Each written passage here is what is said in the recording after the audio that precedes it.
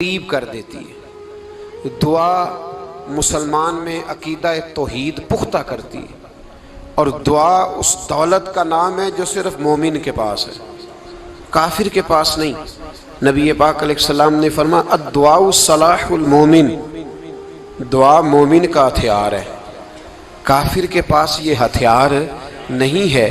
مومن جب اپنے مالک کے حضور دعا مانگتا ہے نا، دنیا میں آپ کسی سے زیادہ مانگیں تو وہ ناراض ہو جاتا ہے، وہ کہتا ہے بھائی تو نے تو کام بنا لیا ہے، کل بھی دیا تھا، پرسوں بھی دیا تھا، روز روز تجھے کون دے؟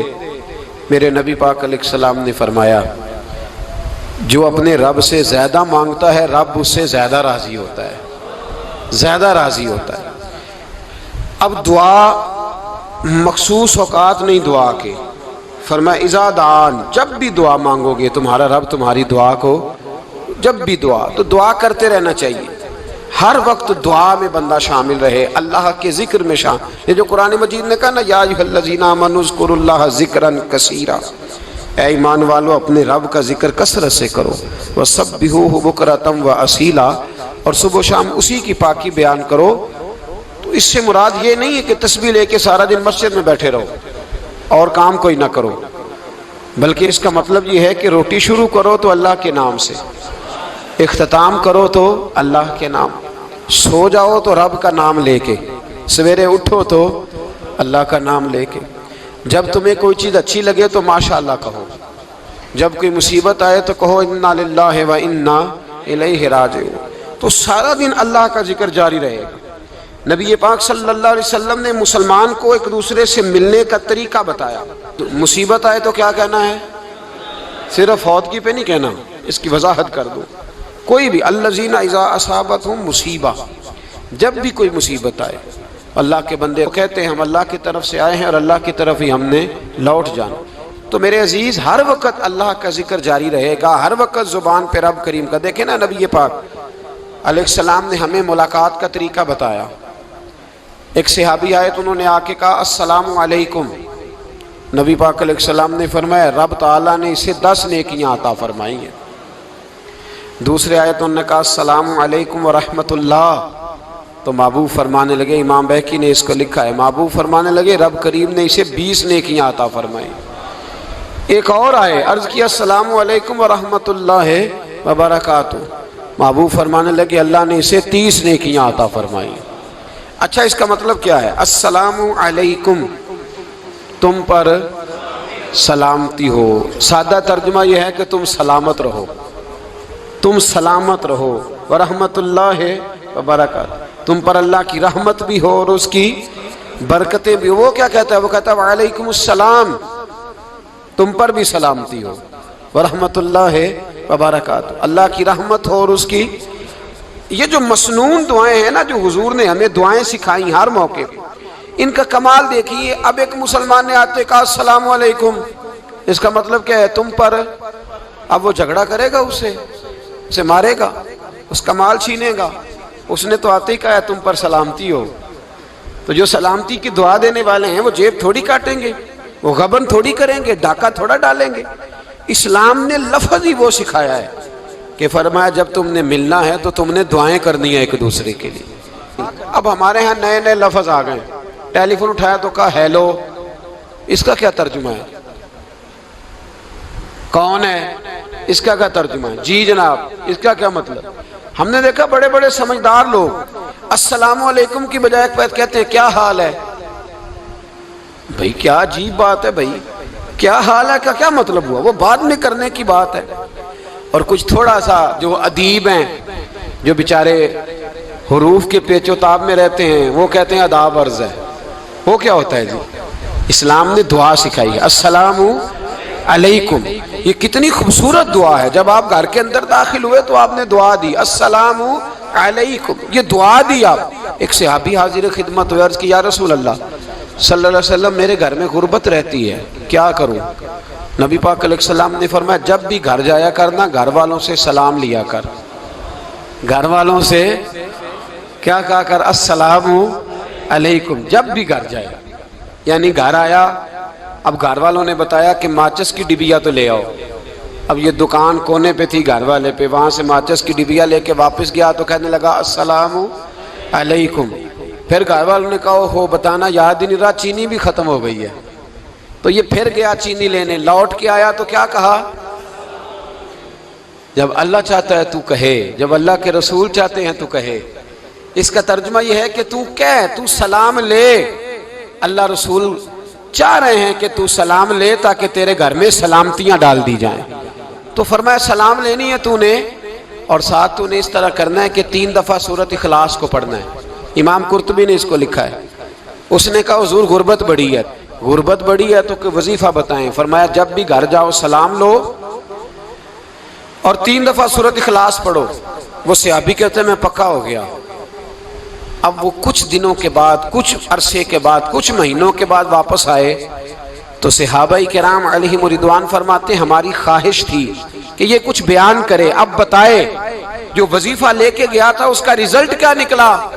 کہتے اس نے بڑی حیرت انگیز بات کی، حیرت انگیز عجیب انداز میں۔ کچھ لوگوں کا دل ہوتا ہے نا کہ مجھے ملے میرے پڑوسی کو نہ ملے، اور کچھ کا دل ہوتا ہے یار مجھے بھی ملا ہے اور الحمدللہ میرے پڑوسی کو ملا ہے۔ تو صحابی جب حاضر ہوئے تو صحابہ کہتے ہیں ہمیں تجسس تھا کہ یہ کچھ بتائیں، تو حضور نے فرمایا کیا حال ہے تیرا؟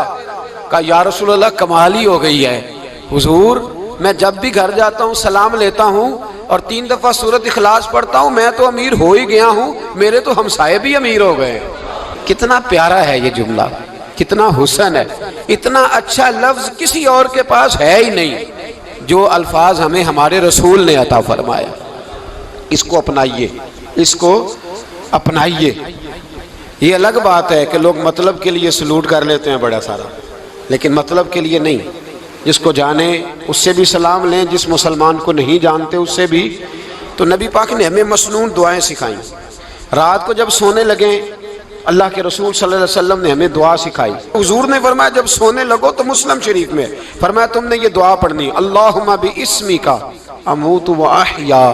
تم نے کہنا اے اللہ میں تیرے نام پر مرتا ہوں اور تیرے نام پر جیتا ہوں۔ نبی پاک صلی اللہ علیہ وسلم نے ایک حدیث میں فرمایا کہ یہ جو نیند ہے نا یہ موت کی چھوٹی بہن ہے، یہ موت کا ایک حصہ ہے۔ جس طرح انسان سو جائے تو کوئی خبر نہیں ہوتی کیا ہو رہا ہے، بالکل وہ اٹھا ہے تو اس نے کہا ہو یہ کیا ہوا، سو جاتا ہے نا آدمی اسے خبر نہیں ہوتی، اوہو میں نے تو 11 بجے اٹھنا تھا یہ تو 3 بج گئے، اب اسے خبر نہ رہی۔ سوتے ہوئے لوگ چوری کر لیتے ہیں، بلکہ اس طرح بھی ہوتا ہے کہ آدمی نے گکھڑ اترنا تھا، وہ پنڈی سے آ رہا تھا لیکن وہ سویا ہوا تھا، آنکھ تب کھلی جب کاموں کی آ گیا تھا، اب اس کا اس پر زور۔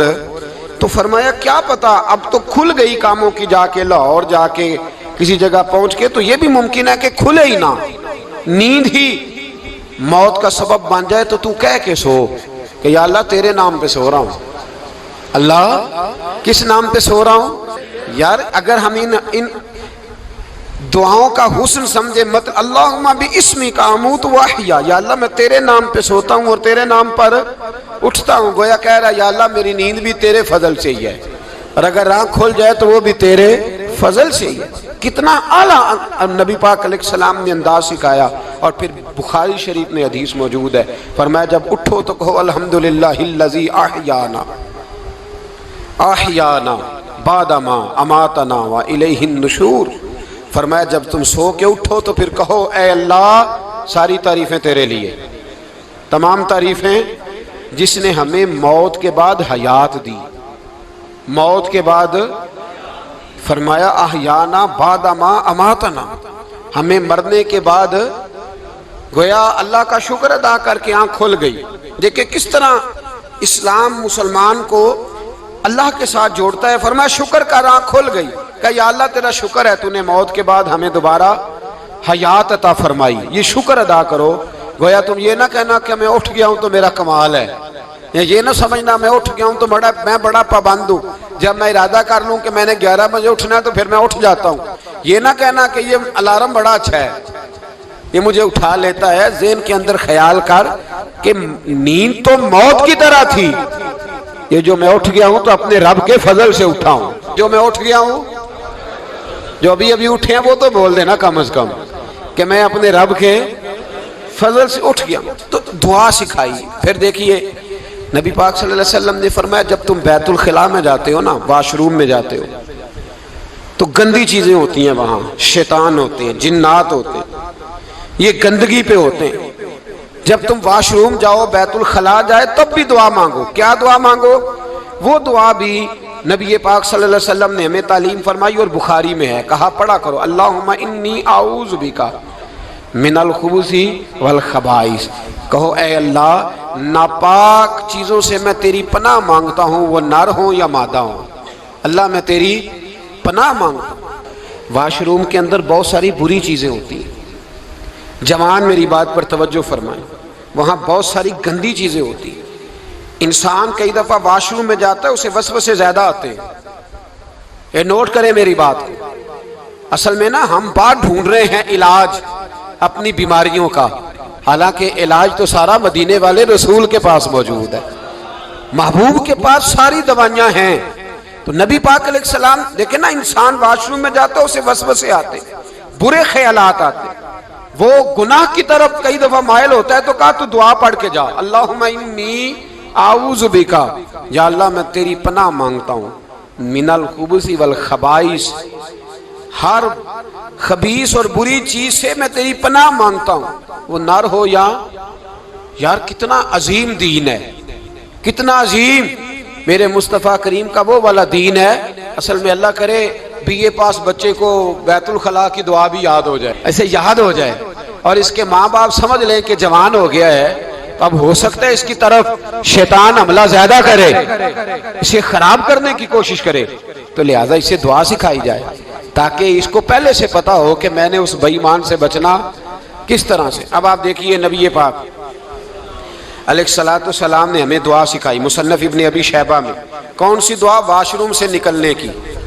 اللہ اکبر، بڑی زبردست دعا ہے، بڑی زبردست۔ آپ یقین کریں اس ایک ایک دعا پر ایک ایک پورا بیان ہو سکتا ہے، ایک ایک۔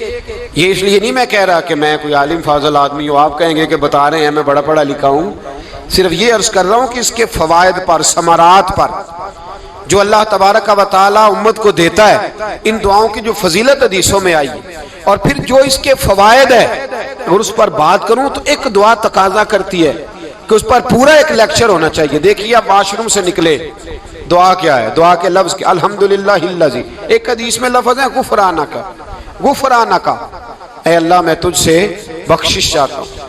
اور جو مشہور اور معروف ہے مصنف ابن ابی شیبہ کی روایت، فرمایا الحمدللہ الذی اذھب عنی العذاب وعافانی، فرمایا اے اللہ تیرا شکر ہے، واش روم سے نکلا ہے تو کہہ رہا ہے یا اللہ تیرا شکر ہے تو نے مجھ سے اذیت دور کی، وعافانی، اور تو نے مجھے عافیت عطا کر دی، اذیت دور کر دی اور عافیت۔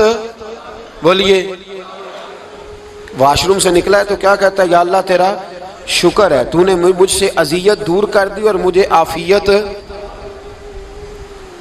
ڈاکٹر حکیم ہومیوپیتھک ایک چیز پر متفق کم ہوتے ہیں، پتہ ہے نا آپ کو، لیکن اس بات پر سب کا اتفاق ہے کہ اگر کسی کو قبض ہو جائے نا تو شاید 70 یا 72 بیماریاں لگ جاتی ہیں اس کو۔ اور جب آدمی کو قبض ہوتی ہے نا، پیٹ کے اندر فضلہ جم جاتا ہے، خارج نہیں ہوتا، اس کو اعصاب کی بیماری ہوتی ہے، اس کے ذہن پر اثر ہوتا ہے اس چیز کا۔ آپ یہ مت سمجھیں کہ کھانا کھانا یہ کمال ہے، اللہ نے یہ بھی نعمت بنائی ہے کہ کھانا جب خارج ہوتا ہے تو وہ بھی اللہ کا بہت بڑا احسان ہے۔ تو فرمایا تو سمجھا ہی نہیں، اگر تجھے قبض ہو جاتی، تیرے پیٹ کے اندر وہ چیز جم جاتی، تیرے لیے کتنی تکلیف کا باعث تھی۔ ان لوگوں سے پوچھئے جو اس کے بیمار ہیں، اس کے مریض ہیں، وہ کتنی تکلیف میں رہتے ہیں، سر میں درد ہوتا ہے، سر چکراتے ہیں۔ ایک بہت بڑا روڈ ایکسیڈنٹ ہوا تو ڈرائیور سے لوگوں نے پوچھا کہ مسئلہ کیا ہے، تو کہنے لگا میں قبض کا مریض ہوں، تو میں کھانا کھا لیتا ہوں تو میرے ذہن پر وہ اس قدر زیادہ گیس کا غلبہ ہوتا ہے کہ میں سخت تکلیف میں ہوں۔ نبی پاک علیہ السلام نے ہمیں سمجھایا اور بتایا کہ سمجھ لو یارو، کھانا کھانے کی نعمت تو اللہ نے تمہیں عطا فرمائی ہے، لیکن کھانا کھانے کے بعد اس کا اخراج بھی اللہ کی بہت بڑی نعمت ہے، تو اللہ کا شکر ادا کرو۔ پھر جب آپ گھر سے نکلیں گے تو بھی اس کی دعا ارشاد فرمائی، بسم اللہ توکلت علی اللہ، اللہ کے نام سے گھر سے نکلتا ہوں اور میں نے بھروسہ بھی اللہ کے نام پہ کیا۔ جب گھر سے نکلیں تو کس کے نام پہ بھروسہ کریں؟ بولیے۔ حضرت رابعہ بصریہ رحمت اللہ علیہا آپ تشریف لے گئیں حج کرنے، جس دن واپس آئیں اپنا اونٹ کہہ گئی جاتی دفعہ، کہنے لگی اللہ میں تیرے حوالے کر کے جا رہی ہوں اور بسم اللہ توکلت علی اللہ، بھروسہ بھی تیری ذات پہ۔ جس دن واپس آئی نا اسی دن کسی نے بتایا کہ اماں آج ہی تیرا اونٹ مر گیا ہے، تو اونٹ کے سرانے کھڑی ہو کے کہنے لگی مولا میں تو تیرے نام پہ تیرے پہ بھروسہ کر کے گئی تھی، تیرے حوالے میں تو تیرے گھر گئی تھی۔ تو لوگ کہتے ہیں اماں کے منہ سے لفظ نکلے تو اونٹ زندہ ہو کے کھڑا ہو گیا، کھڑا ہو گیا ہوں۔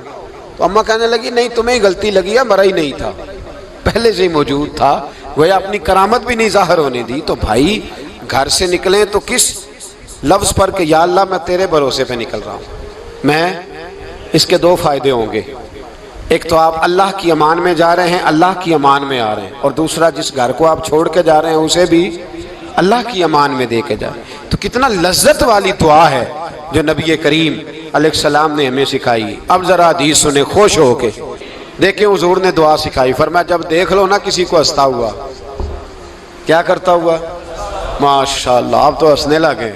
جب کسی کو ہنستا ہوا دیکھو تو کہا کرو اضحک اللہ سنک، یہ دعا یہ بخاری ہے، فرمایا دعا مانگا کرو جب کسی مومن کو ہنستے ہوئے دیکھو تو دعا مانگو اضحک اللہ سنک، اللہ تجھے ہنستا ہی رکھے، اللہ تجھے، بولیے، جل نہ جایا کرو کہ میں پریشان ہوں تو یہ ہنس کیوں رہا ہے، جھلا نہ کرو، بلکہ کیا کہا کرو اللہ تجھے ہنستا رکھے، اللہ تجھے۔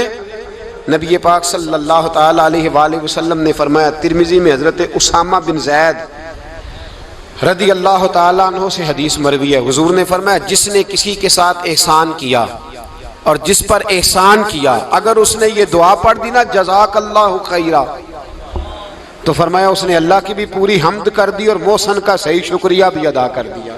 کیا کہنا ہے؟ جزاک اللہ، اللہ تجھے بہترین جزا عطا کرے۔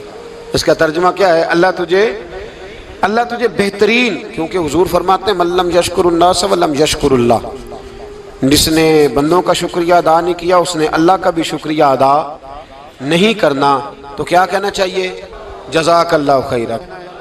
اور اگر اماں کہتی ہو بچوں کو انگریزی سکھانی ہے تو کیا کہنا ہے؟ پھر شکریہ ادا کرنے میں کیا کہنا ہے؟ Thanks, thank you. او خدا کے اس کا ثواب کتنا ہے؟ بولے انگریزی ایک زبان ہے، اس کو زبان ہی رہنے دیں گے۔